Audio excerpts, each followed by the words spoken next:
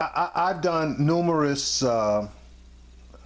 videos on the unacceptability of Jefferson Beauregard Sessions as far as being the Attorney General.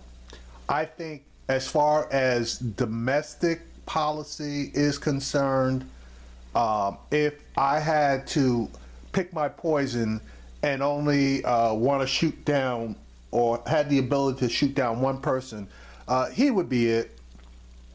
Now, don't get me wrong. The majority of the picks that Trump has made turn my stomach. And the funny thing about it is, the one pick that I probably wouldn't rail against would be Mitch McConnell's wife, okay? And because she has a record, and honestly, in her previous cabinet position, she really wasn't that bad. You know, she was fairly decent. So, you know, I probably wouldn't have much to say about her. Pretty much everybody else, they have their issues. Now, when we're talking about foreign policy, if I only have one person that I can knock off, that is, you know, obvious. It would be Rex Tillerson. This guy, I honestly believe, is going to hurt the country to a point that we might not be able to recover. I mean, Donald Trump obviously has a lot to say about it, and he, you know, he's a disaster. But Tillerson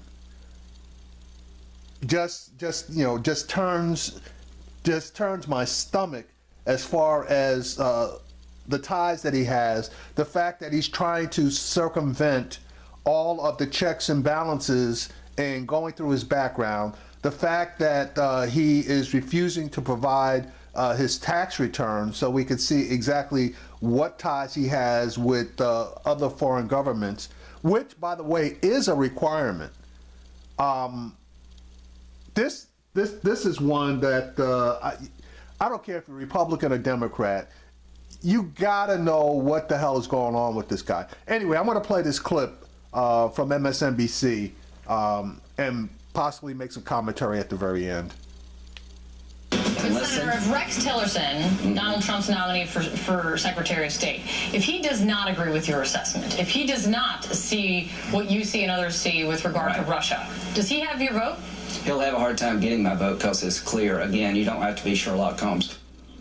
Concerns over Russia's interference in the U.S. election still have no small role in next week's confirmation hearing for Rex Tillerson to be Donald Trump's Secretary of State. Tillerson has close ties with the Russian government. As ExxonMobil's CEO, he struck a $720 million deal with Russia's state-owned oil company. And he spoke out against U.S. sanctions that put that deal on hold in 2014. Joy, it was billion, not million. Tillerson's confirmation hearing is scheduled to start on Wednesday. And joining me now is the top Democrat on the committee that will hold those hearings, Senator Ben Cardin from Maryland. Senator Cardin, thank you so much for being here. It's good to be with you. Thank you. Thank you. All right, let's get right into the questions that you plan to ask Rex Tillerson. What do you think is the most important thing that the American people should want to know? Well, I think his relationship with Russia as the CEO of ExxonMobil and in the role of Secretary of State, whether he'll represent America's interest. The sanctions regime was very important on our response to what Russia did in invading Ukraine. We have legislation I will be leading next week that will strengthen those sanctions.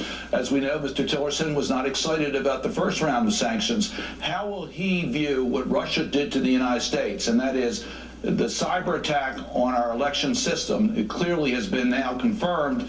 How will Mr. Tillerson respond to additional sanctions that Congress would like to see imposed against Russia? And if he does not agree, if he echoes Donald Trump, his soon-to-be boss, and would-be boss, in saying that he's either vague or not sure he accepts the conclusions of the intelligence community regarding Russia, will you vote for him? Well, quite frankly, there is no disagreement. Russia attacked us. There's no question about it. They tried to influence our election. That is not subject, I think, to debate. The facts are pretty clear. What do we do about it? How do we protect ourselves, and what actions do we take against Russia? Yes, it'll be very important to hear Mr. Tillerson's assessment of what Russia has done and how he intends to defend America against that type of cyber warfare. But to be clear, if he does not accept those conclusions, if he gets on that, if he gets in front of you, in front of your Senate committee and says he's not sure Russia did it, and he starts to sound like Donald Trump, will he lose your vote?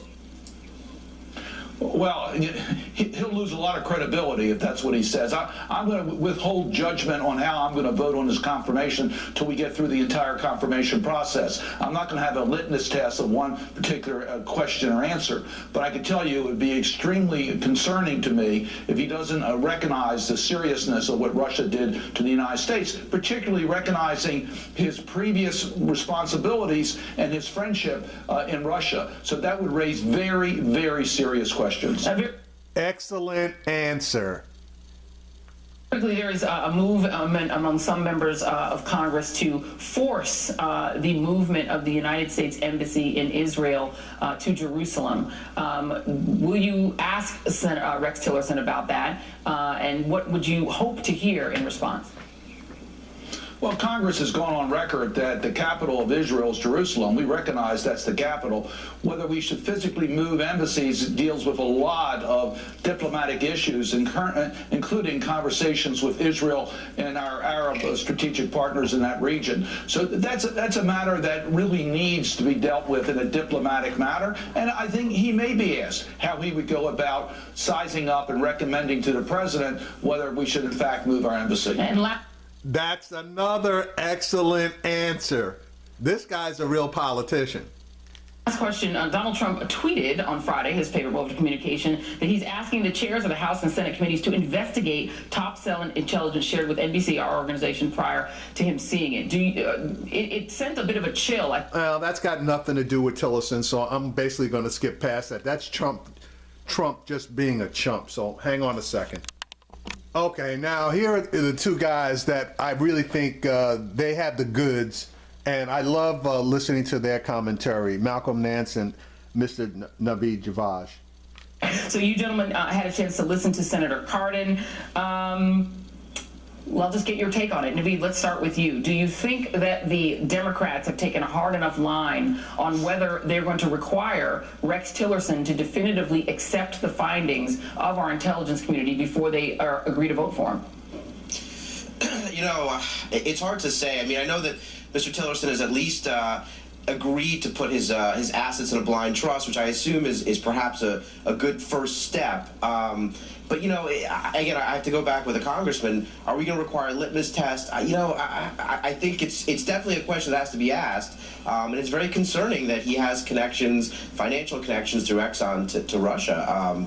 But I don't know exactly how we can ascertain if someone who's worked essentially their entire adult life in the corporate world for Exxon can truly be independent of that and act in the country's best interest. That's going to be a tough one to determine, I would say. And Malcolm, you know, there was an article Kathleen Parker did, a pretty tongue-in-cheek, interesting article, that if Obama's a Muslim, is Trump a Russian spy, right? And the point she was making is that a lot of people were willing to suspend disbelief and entertain the possibility that somehow Barack Obama was sneaked into the country having been a secret Kenyan Muslim and was inauthentically or illegally the president of the United States. But you don't seem to have very many people willing to ask some pretty basic questions about why Donald Trump has this great affinity for Russia. When it comes to Rex Tillerson, do you expect Democrats to be a little bit more skeptical than they have been about Donald Trump's own affinities?